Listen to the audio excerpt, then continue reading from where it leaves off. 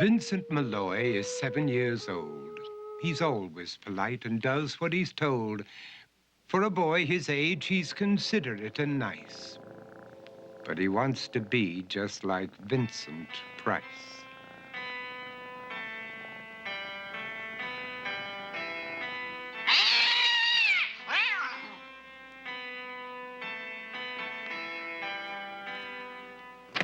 He doesn't mind living with his sister, dog, and cats, though he'd rather share a home with spiders and bats.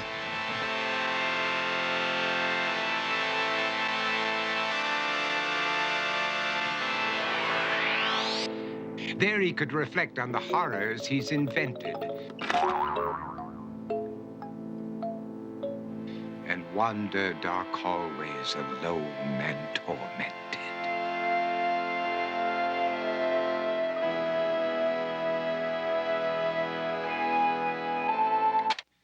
Vincent is nice when his aunt comes to see him, but imagines dipping her in wax for his wax museum.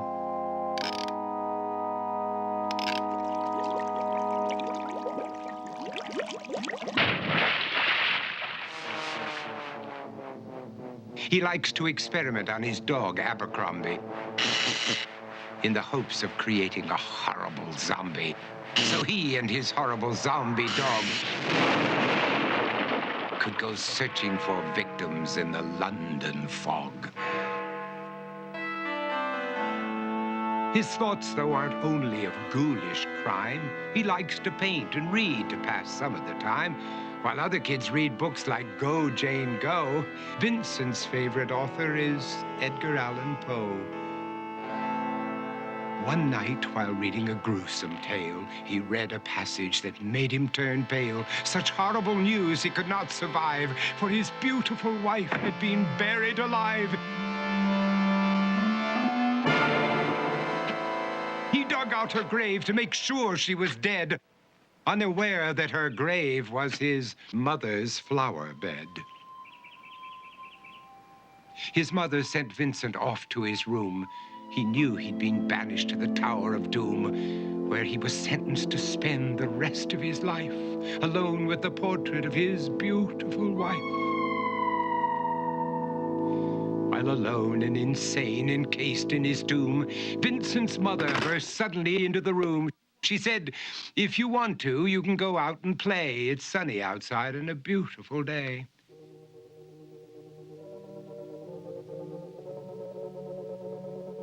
Vincent tried to talk, but he just couldn't speak. The years of isolation had made him quite weak. So he took out some paper and scrawled with a pen, "I am possessed by this house and can never leave it again." His mother said, "You're not possessed and you're not almost dead. These games that you play are all in your head. You're not Vincent Price, you're Vincent Malloy. You're not tormented or insane, you're just a young boy. You're 7 years old and you are my son. I want you to get outside and have some real fun." Her anger now spent, she walked out through the hall. And while Vincent backed slowly against the wall, the room started to sway, to shiver and creak. His horrid insanity had reached its peak. He saw Abercrombie, his zombie slave, and heard his wife call from beyond the grave. She spoke from her coffin and made ghoulish demands, while through cracking walls reached skeleton hands. Every horror in his life that had crept through his dreams swept his mad laughter to terrified screams. To escape the madness, he reached for the door, but fell limp and lifeless down on the floor. His voice was soft and very slow as he quoted The Raven from Edgar Allan Poe. "And my soul from out that shadow that lies floating on the floor shall be lifted nevermore."